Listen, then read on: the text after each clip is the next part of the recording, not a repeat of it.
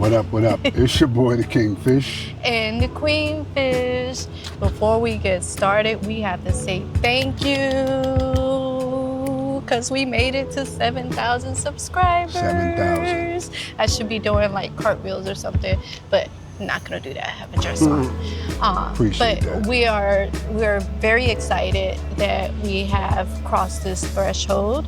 Now the next goal is to hopefully make it to 10,000, right? Sure. Right? Sure. Sure. We can do it. So, for those of you who have been watching our videos, you have realized that we have been in Thailand, will have been in Thailand on February 26th. It will be a year. So that being said, I was talking to KingFish and we were just discussing some of the things that we either realized or maybe was a challenge or things we learned along the way, just a couple of things. So I have my handy dandy notebook. Sorry, I had to put that in there. I know it was cheesy, it was cheesy, it was cheesy. Who are my boots? But it's to keep us on track and focused on what I'd like for us to talk about. So point number one was before we came, just the fact that we had to leave everything. So once we did all that and we made our way to Thailand, what are your thoughts on leaving everything behind, getting rid of everything? And later on, we'll touch on leaving people behind. But right now, I want to talk about things, the tangible things, the cars, the house, the stuff. How did you feel getting rid of it? And then how did you feel once you arrived in Thailand and you no longer had it? Short answer, I felt great. I realized that our attachment to stuff is not the same as needing stuff, right? So we had a lot of stuff. We had a 3,000 square foot house for just the two of us, and it was full. It was not only with stuff, We had one, but with two, people. three. Oh, don't even count, please. 3 It bedroom just- sets, 2 living room sets. so- Thankfully, we only had 1 dining room set, even though we had in the nook area by the kitchen or and we had a formal dining room. So Well, that thankfully, one we gave to our sister. but thankfully, we only had 1 of those. But listen, so getting rid of, so I would say moving to Thailand, the first thing I noticed was our dependency on stuff is greatly overrated, over-exaggerated. You don't need stuff. We get stuff because we don't have anything else. Most of us in the United States were scraping pennies, living paycheck to paycheck, working 2 and 3 jobs, some people 2 family income, or 2 income family. Home. You got kids, you got this and that, and you're paying bills just to stay afloat. Here, getting rid of all of that, getting rid of 2 vehicles, 2 insurance premiums, 2 cell phone bills, high electric bills, high Wi-Fi bills, high food bills, everything was high. It's too high. Too high. It's too dang high. So for me, for someone who's coming over here and trying to save their stuff and putting it in storage. So we've been here a year, it's 12 months, right? Let's just say you pay $100 to $200 a month for a storage unit. In 1 month, you're paying anywhere, or in 1 year, you're paying anywhere from $1,200 to $2,400 just to keep your stuff in storage. So before you buy a storage unit, rent a storage unit or what have you, ask yourself, is the stuff in that unit even worth $1,200 or $2,400? Now granted, there may be some family heirlooms, some things that hold a dear and special place in your heart. And yeah, you want to keep that, but I guarantee you don't need a storage unit for that. Okay, and my take on it was, I'll piggyback off of KingFish. I feel the same way. I think we accumulated too much stuff. Maybe didn't purge enough as well. That goes along with it, like maybe once a year going through everything and getting rid of things that maybe we haven't touched in 1 or 2 years. And then we did put some things in storage, but I think I would cut that amount even in half. And if you know like a family member who has a garage who doesn't mind, you know, you putting your stuff, you Or a know, in their closet. garage or even a closet, Yeah. I think we would have reduced what we did keep. Part of it was we couldn't sell it, didn't know anybody who, there were a few things that we couldn't sell. And we didn't know anyone who really cared for it, like his photography equipment. Like that's specific to, you know, someone who does photography. So that was a little difficult to get rid of. But I could have got rid of it. How? Right? I could have gave it to Hank because he shoots too. Like it wouldn't have gone to waste. But it was time was of the essence. That was the thing He would have too. came and get it. I think you talked me into keeping it in case we came back. I'd still have it. So You know, so we didn't expect to fall in love with Asia, Bangkok specifically, the way that we did. So to sum all of that up, what we've learned from that is really ask yourself, do you really think you're gonna, like, what value does this item have? Is it really necessary to hold on to it and have it sitting in storage? If it doesn't have any value, then get rid of it, Yeah. you know? Even if it has value, how long I'm are you saying willing in to... terms more of like sentimental value. Well, and the other thing too, I know back in the States we're attached to name brand this, name brand that. Nobody cares about that over here. You know what I mean? If you fly, you fly. If you bust it, you bust it. It don't even matter whose name is on it. Sure doesn't. You know what I mean? Like that's the least, people don't waste money like that over here. And we're always amazed at wealthy people who dress like they don't have a lot of money. Now you know why. They realize the name on this doesn't change the make value. them. Exactly, or it doesn't change the value of whatever it is that they have. Now there's something, if you're trying to get clout and prestige and all of that stuff, that's one thing. But I'm the KingFish, I don't need no more clout. Feel me? Moving on, here was the next thing. So we left everything, you know, we got rid of whatever we were going to get rid of, put whatever we were going to hold on to in storage. So then we're here. We're in our condo. And March 28th, we experienced an earthquake. A day that will go down in Like, infamy. For me, I'll never forget that day.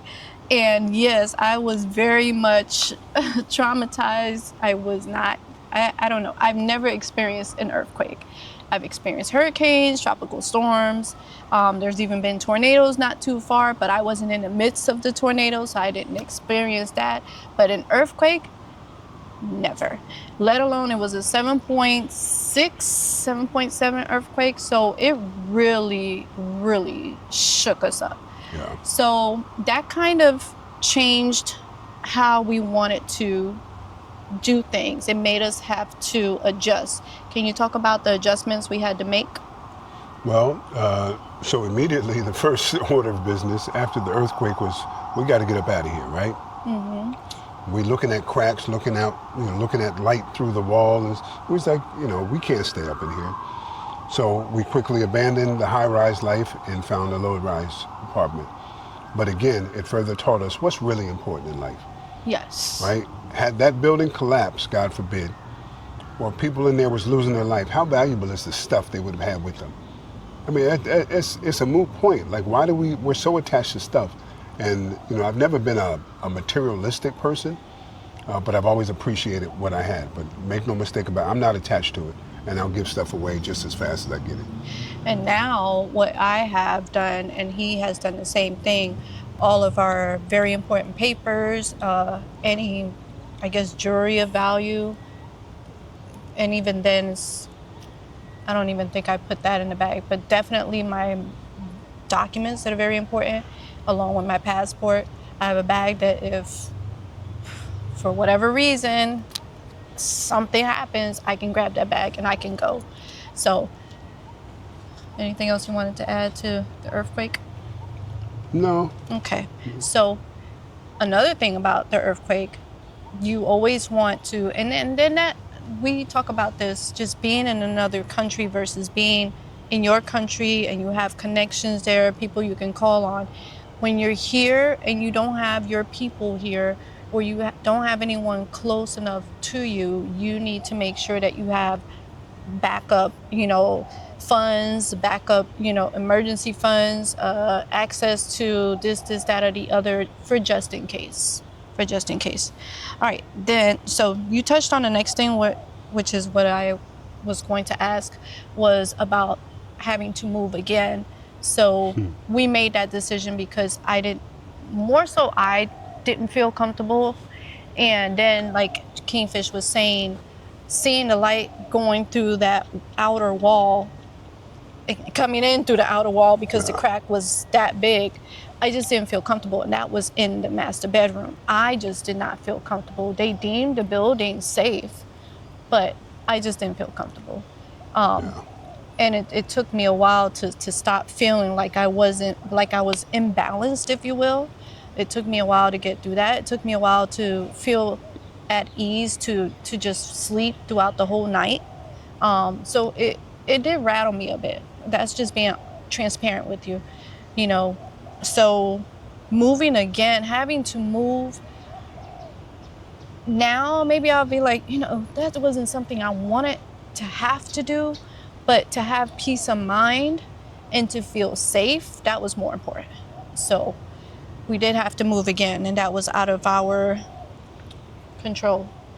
The next thing that we experienced was the visa dilemma. So, we came, and our thought process was we would travel, which we did some of. So we came on a multiple entry tourist visa. And then when we tried to do the multiple entry tourist visa again, his was approved. And a lot of you already know mine was not. And I want to say thank you because a lot of our viewers, our family reached out and gave advice and told us what to do. But one thing that I realized that I did not know I could do, we may not be able to stay out here for too much longer, these mosquitoes, was that I could have emailed, it was an auto email, but there was some kind of way where I could have emailed the immigration or the embassy or whatever to ask them why was my application denied, and then I would have known what to do going forward. So it's just as easy to switch visas. We just opted not to do that. Yeah, so going forward though, and knowing what we know, I am on the education visa now, but we have decided, you know what? We know we want to be here. Go ahead and look into the long-term visa, make it happen, and bada bing, bada boom. Bada bing, bada. Ooh, we had to get away from those mosquitoes. I'm joking, I was hungry. Yeah. So we talked about the visa dilemma and what we've learned about that. The next thing is, one thing that we experienced that has been different is the food. So I'm going to go before KingFish because he's the foodie. So my view, my opinion of it is going to be a little bit different. So I do have some favorite Thai dishes, and I do feel like the availability of fresh vegetables and fresh fruit, like it's everywhere. It's at the markets, it's at the supermarkets. It's easy to attain. That being said, you can eat more fresh food. That being said, I do enjoy the Thai food, but every now and then I do miss certain foods that we cannot get over here.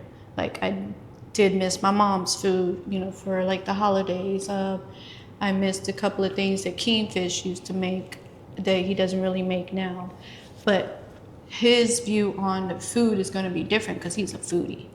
And we have seen some interesting dishes. I do try to taste before I just say mm-mm.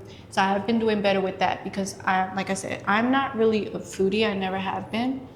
And I noticed that I do, now that I'm at this age, women, you understand, we have to be careful what we eat. We do a lot of walking, but you just have to take care of your body differently when you're at this age. So I'll stop at that and let the foodie take over. Food here is absolutely delicious, divine, superb. Not my number one, but it's pretty good. I will say I'm beginning to get used to it. I don't want to say bored of it, but it's now becoming. But I don't think we've had ordinary. everything. There's still so many dishes that we have not tried. Yeah, but we've tried quite a few of them, and it seems like every place makes it a little bit differently. Yeah, There's a different twist to it. Yeah, but they're basically offering the same dish, just cooked slightly different. But I love Thai food, absolutely love it. I love spicy food, but I am having to pull back a little bit. Tell them why. Because that heartburn, straight fire. That may go with the age for him. Oh my goodness, because you didn't have that problem before, right? Not to this level, but I was on a lot of medication then too. So. Oh yeah. But now, I'm trying to do things more natural. I still have my meds and so forth if things just get out of hand, blah, blah, blah. But I'm trying to wean myself off of certain things. European medicine, if you will. Certain things. Yeah. Okay. So, but I do love it. Now that we have a kitchen, I would much rather cook. And I can make it the way I want, how I want, and share. This may seem like an odd question because in hindsight, I'm like, but anyway, I'm still going to ask it. As far as your faith, I know you've been through a lot. We've been through a lot together. I've been through a lot. We were both raised in the church. We know, about God and Jesus as our Lord Savior and Jesus Christ. But would you say your faith has grown stronger, or has it stayed the same? It's definitely grown stronger. I feel more emboldened. What do you mean by that? Elaborate. So there's plenty of opportunity here to share in our faith. Plenty of opportunity here. If not in word, certainly by deed. Even people that are here from the U.S. where we're from, and they come across us, they know there's something different about us. They may not know what it is, but they know there's something different about us. And so I try to use that to the best of my advantage, to plant different seeds and so forth. Something that I had prolonged doing back in the States for years was starting my own ministry. And here in 3 months, our membership has grown. In fact, today we went to look at a location to start holding our services because now my condo is too big and the conference room, which we're in right now, is not always available. So I quickly outgrew the space that I was doing my Bible studies in. So my faith remains very much intact, very much strong and sound.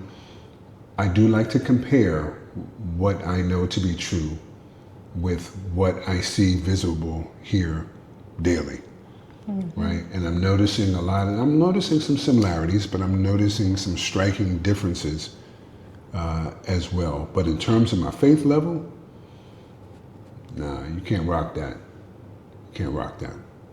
And I guess for me, I'd say my faith has gotten stronger. My experiences in life has been different, and just to be transparent, just my time, prioritizing time and what I do with that time has changed because now I have the time. So when I was in the States, I wasn't really giving the time, to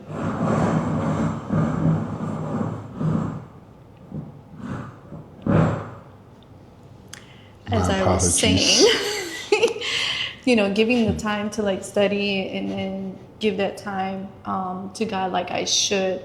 And even now, I'm finding that I need to get some kind of balance even here in Thailand. But the reason why I say it's gotten stronger is, one, yet again, he brought us through quite a few things. You know, God just keeps showing up and showing out. So it's like, how can your faith not get stronger? Then on top of that, He brought me through hard trials. I have to say that even though this is a Buddhist country, the fact that they will stop at these, what do they call them? They actually call them spirit houses, I believe. But they'll stop and they'll, whatever it is that they're doing, they're doing this in public is the point I'm trying to make. There's no shame in it. Not that I've ever had shame about it, but I've never been bold in it. It's culture.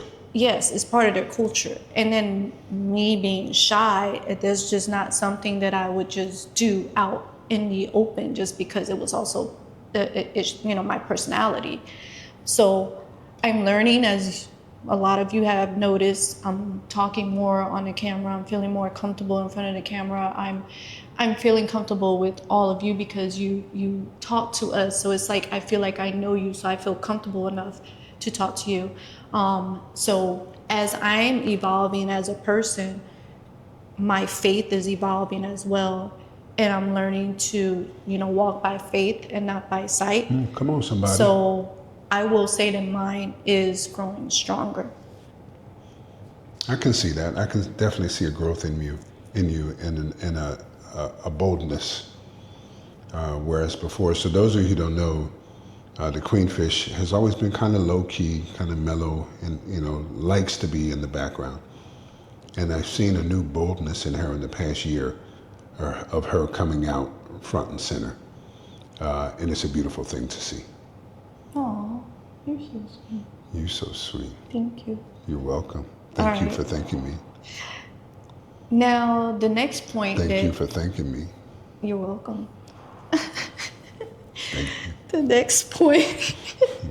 The next point was, so I'm going to back up just a little bit because there was one point that I wanted to touch on that went along with us making this bold move and being on the other side of the world, in a sense, which is leaving behind our loved ones and missing moments. How do you feel about that? What are your thoughts on that? Now that we've been here in Thailand, it's been a year, there's been some things that have occurred. What are your thoughts? So I've always been a family man. I have 9 siblings, now 8, but there was 10 of us total. And I love all of them. Mom and dad have gone on to be with the Lord. My father in ministry has gone on to be with the Lord.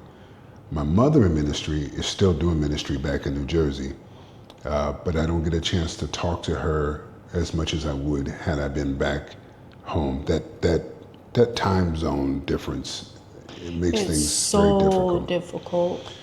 So, however, when you are raised by a village, wherever you go, the impacts and the influences of said village come with you. My little sisters, my little brothers, my cousins who are more like siblings, I just miss being able to, and you all know from our video podcast, I'm a clown. I like to have a good time.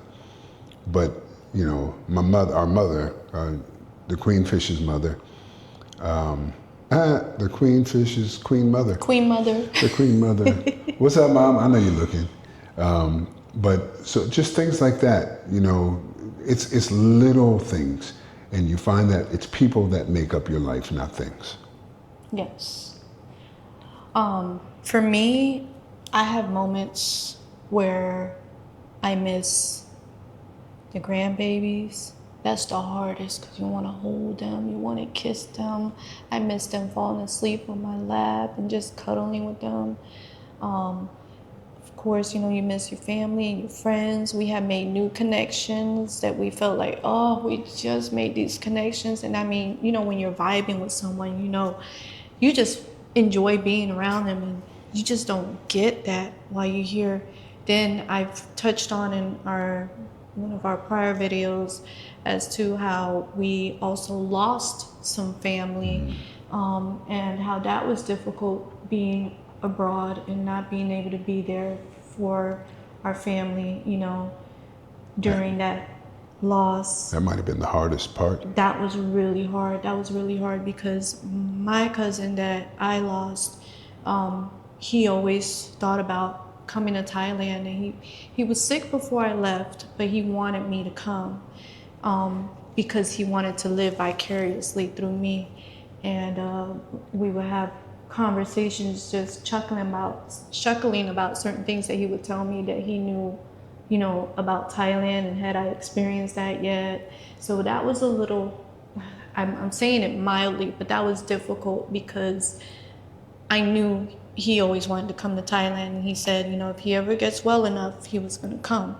And I was like, cuz, you know, we have a room for you. So we didn't have it then, but we were going to make it happen. We were going to get him a room so he can, you know, sleep comfortably.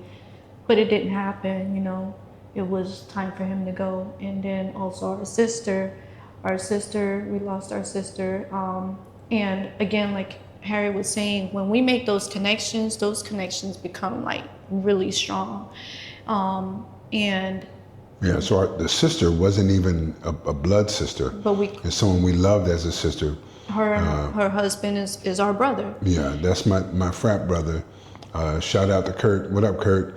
Sending you love, Curtis. And hugs. Losing our sister, that was devastating. It might have been the first time I cried in Thailand. Might have been the only time I cried in Thailand. Yeah, I cried for George too. Yeah, bawled like babies, man. You just miss it. And you wish that you had done more to spend time with them when you were there and you had the chance. Yeah. So in terms of like missing moments, birthdays, my sister, my Sarah, she crossed over while I was in Thailand, and we became like we were family, you know? Her daughters are our nieces, and her husband is his line brother. Like we all just, like I said, when you vibe, you vibe, and you become automatic family. Yeah. So shout out Socrates and Plato. What up, fellas? Love y'all. So that was difficult. I lost my thought, but I think I'm gonna stop on that because I don't want to start crying in front of the camera. Let me kind of put a more positive twist on it. So coming here, we've already built up a new village. I was getting to that. Were you getting to that? That was going to be the next thing. That was going to be the next thing? Growing the kingdom, new connections. Growing Look, it's written there. It's written. It is written. It's funny that you went to that because that's what I was getting at. I was going to, you know, that was going to be the next topic. But now that we're here, I say this to people sometimes that I know there's something special about KingFish, and I know there's something special about the two of us together, just our love, because we used to go to the supermarket in Florida, and we would have just older people, not even just older people, but just people we didn't even know, who would just say, oh my gosh, you guys are we just see the love. And I would be like, wow, like they can actually like see the love, and they don't even know us.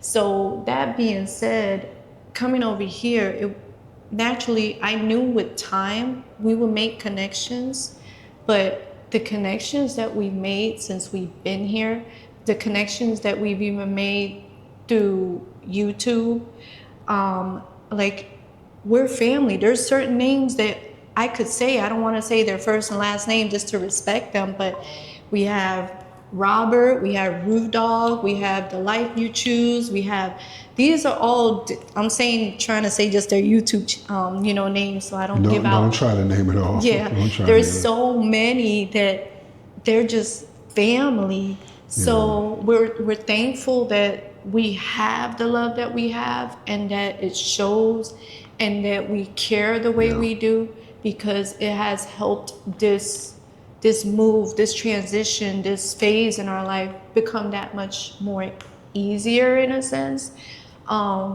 because now we have extended and grown our family. Our kingdom has gotten so much more greater. Yeah, I believe that. I believe that 100%. And we have people just randomly sending us donations.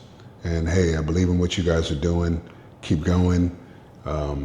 You know, give this to Jasmine. Give this to Polo. Here's something to help you guys, or blah, blah, blah. It goes a long, Or long even way. like Michelle did. Michelle had an experience and she was like, oh, I really want you and KingFish to experience this. And she, you know, we did that video. And we don't take it lightly. We don't take it for granted. Talk about that for a second, because What's that? you have people like, we call her cousin Michelle. What up, Michelle?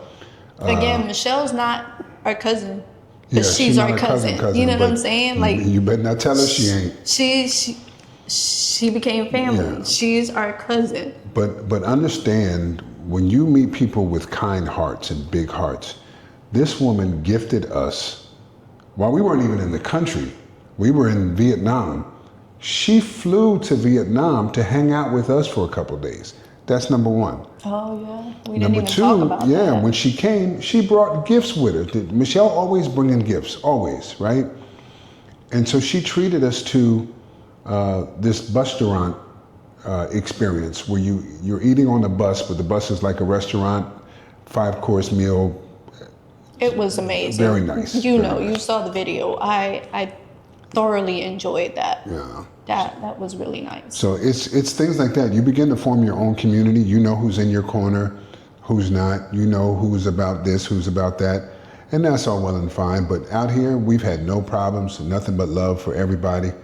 Shout out to Dre and Joelle. There's so many. Shout out to Miss Jacqueline, Winsome, Vaughn, Miss oh my Carol. gosh, Miss Carol. Q and Shay. Yeah, I don't want to miss anybody. I hate to throw out names okay, because you I don't better want to stop. miss You anyone. better stop. I don't want anybody to be Yeah, upset. I promise you. Jasmine, our daughter Jasmine. We're not forgetting about you, but there's so many. We're just absolutely grateful, and you know, our thing is always be the change you want to see. So, and we're meeting people like that who Daily. are in their own way. That's the thing. Like, we don't need to be like someone else. KingFish always tells me that when I'm like talking about different things, you know, we could be doing blah blah blah. And he's like, no, we're fine. Just be who you be yourself. If they watch, they watch. If they don't, they don't. And it's not even just that, just in life. There's in with meeting other people, like-minded people, they're making a difference in their own way with the talents that they have and with who they are. So that's what I'm starting to embrace, is who I am and what I bring to the table. And you know, what my talents may be. I'm still trying to, you know, find what it is that I really enjoy doing, because it has always been teaching. That was my passion. So now it's like transitioning into this retirement life. Well, what is it that I enjoy doing? What would I like to do to be the change that I want to see? So She that's went still from being a teacher to being a student.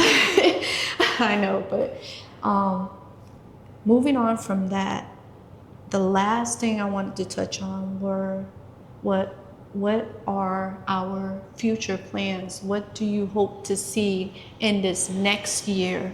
So we're going to complete a year in about 2 weeks, and we're going to be starting that second year. So we haven't discussed this, so we're going to talk with you about what our plans are going to be in the future. I'm going to start with what I have going on, because there is a time frame on that.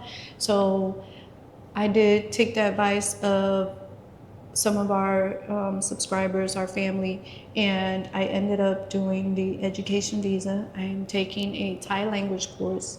The Thai language course that I signed up for is the 8-month course. So that puts me until August. So I will be in Thailand until August. There is a process to that in terms of, you know, extending the visa, this, that, and the other. But school does provide me advice with when I need to do things and how I need to do it. So I know I'll be in Thailand at least until August. And then I know we've been talking about long-term visa. But what are some things that you'd like to see happen in this next year? Well, I'd like to definitely continue on this trajectory that we're on in terms of making our impact over here and changing everyone that we come in contact with. I do expect my ministry to grow. That right now, I want to travel more. I want to get back to traveling because falling in love with Bangkok, it really makes you not want to leave. Like, where are we going? What else can compete with this? But there's so much here. And there were a lot of variables that we couldn't control. So we did plan to do more. We wanted to go back to different areas of Vietnam. There's different areas in Thailand that we wanted to visit. So you would say that trying to get back to travel is one of the things you'd like to do this year? So I want to show Judy the world. I've seen a great portion of it, but man, how awesome would it be to see another portion of it with the woman of my dreams. Don't do that. I'm not gonna cry. I'm not gonna cry. Don't cry. Dry your eye. So, Oh, there's tissue right here too. How convenient. How convenient. How convenient. But so yeah, I mean, I want to continue to get healthier. I want to start working out. We talked about that today. We have realized now, yes, we eat a lot and we experience different places, but for me, I notice I have to be careful what I eat, and I need to get in that gym as well. All right, when we finish this, we can go break it in. Oh gosh, you gotta make it in the gym. We go for a few minutes. For a few minutes. We'll just go for a few minutes, see what happens. But yeah, so I am down to 223 pounds as of this morning. When I got here, I was 245 last year and haven't been in the gym once. Just changing your eating and walking. Life is good. I'm fine with if we never leave Thailand. I'm fine with that. Be it a DTV, retirement visa, whatever it is, it doesn't even matter. All I know is I don't want to go anywhere else except to travel, and then I want to come right back here. Yeah, we honestly do love Thailand just that much. Thailand feels like home. We love going to other areas and visiting other countries. For me, I can actually say, for me, last year, I have been to 4 countries. So we came to Thailand, we visited Cambodia, we went to Germany, and we went to Vietnam. So now I can say I've been to 4 countries. In a year. In 1 year. That's not bad. That I haven't been to in my whole life. Yeah. So that's pretty cool. So for me, for this year, I'd like to finish my Thai class. I am enjoying that. I'm slow. It's a lot of vocabulary, but I feel like I can ask basic questions when we're out, maybe order certain foods as I continue to, progress in the class. I do believe that it's going to start picking up and it's going to start sticking. I do want to travel like KingFish said, and I also want to take better care of my body because let's be honest, I am 53. Before I came to Thailand, I was pre-diabetic, believe it or not. I was pre-diabetic. I'm only 5 feet tall, so I have to be careful with how much weight I gain because I feel it. I really feel it quickly being so short. We looked at a video of her when we first got here, and I'm just like, why do I have this woman? Because you can only see her from the back. I'm like, why do I have this woman on video? And she turned around, I was just like, yo, that's you. That's you. I looked, oh my gosh. Yeah, but I want to say something before I forget. So let me let me say this, and then we can wrap up unless you have something else. That was the last thing, was Listen, the future. Coming from the U.S., I already knew while I was there, but let me say this. I might ruffle a few feathers, but that's all right. Gosh. Fly, little birdie. What are you going to say? Listen, the U.S. is toxic. People are just angry for no reason. They're bitter for no reason, upset for no reason, offended for no reason, broke for no reason, unhealthy for no reason. It makes no sense when you come over here and you see how easy it is to just live and let live. Man. So I was talking to my sister, Trisha. Mm-hmm. And what up, Trisha? One thing that I realized from talking to her, that we have the power of the dollar. Let's just be honest. We know the dollar is stronger over here than in the States. It's not as strong as it was, but it's still stronger here than it is in the States. So let's put ourselves in the Thai, in their shoes. So let's say you're getting paid the absolute minimum. Let's say they're on minimum wage. Pick somebody in minimum wage in the States. So you have someone minimum wage in the States, someone minimum wage in Thailand. All right, so you're getting paid a certain amount of money in Thailand. So you're limited on what place you can live in. There are options available for people that have minimum wage here in Thailand. There are no options in the States for people who are getting paid minimum wage in the States. So that's why you have people working 2, 3, 4, I don't know how many jobs, or they have 2, 3 people, adults in the household working just to pay for that one place. They're still struggling. I know they're struggling in Thailand as well. Like we see it, there's all different levels of people here, just the same as in the States. You have your low income, middle income, high income. I'm talking about the low income.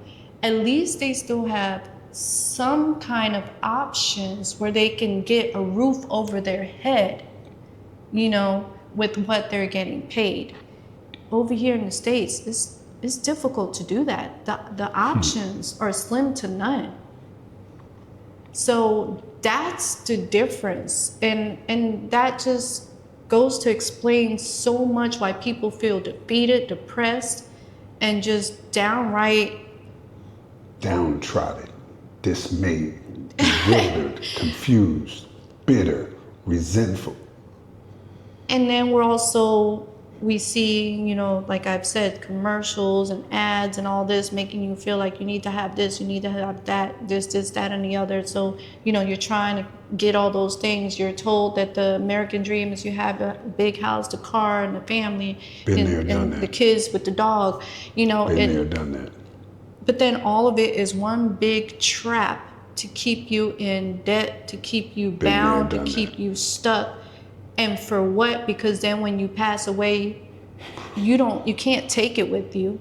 No, they're gonna take it back. You slaved all them years to just leave it because you can't take it. Or there's people who have stuck to their jobs, they work to the retirement age, retire, but then their bodies have been so beat up by them trying to work so hard that they didn't make it through retirement. Yeah. So I know I'm not an expert on Thailand, but that was the best analogy that I can see right now. And I may not be 100% correct in what I'm thinking I'm seeing, but there are options there. And when I say that, there are actual places here where you can pay 5,000 baht. 5,000 baht. How much is 5,000 baht? Like 150, 160 bucks. $150, $160. 5,000 baht. So a Thai person would have to get them a job where they at least get paid 5,000 baht to at least pay the rent, and then figure out food, lights, and water afterwards. It's still hard, but it's more doable here than it is in the States. So. And that's why we help people as well. Right, because we do see a need here, and it's a whole lot easier to be a blessing here than it is in the States. Yeah. Your money just goes further. But it was just something to think about, and it makes sense. Like, their studios in the States are ridiculously priced. Everything is high. There's, what do they call the tiny homes are? Everything is high.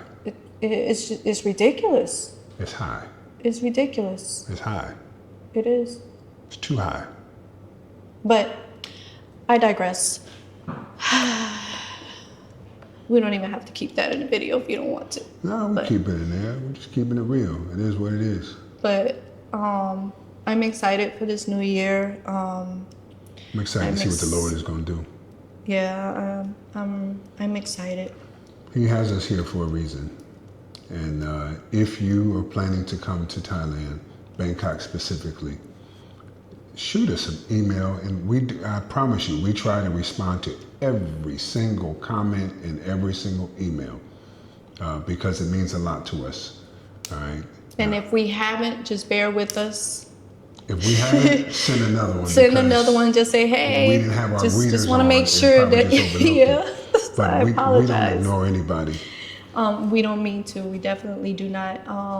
And we will try to share, as much as we can, or at least direct you to someone that we know that may be more knowledgeable in that area. Mm-hmm. I know one thing that has been asked is about condos and trying to find a place to stay, or even a decent hotel, this, that, and the other. So we try our best, and we really do mean well in trying to, stay in contact and give you information. If we know, we want to make sure you know. Yeah. And as always, be the change that you want to see. So until next time.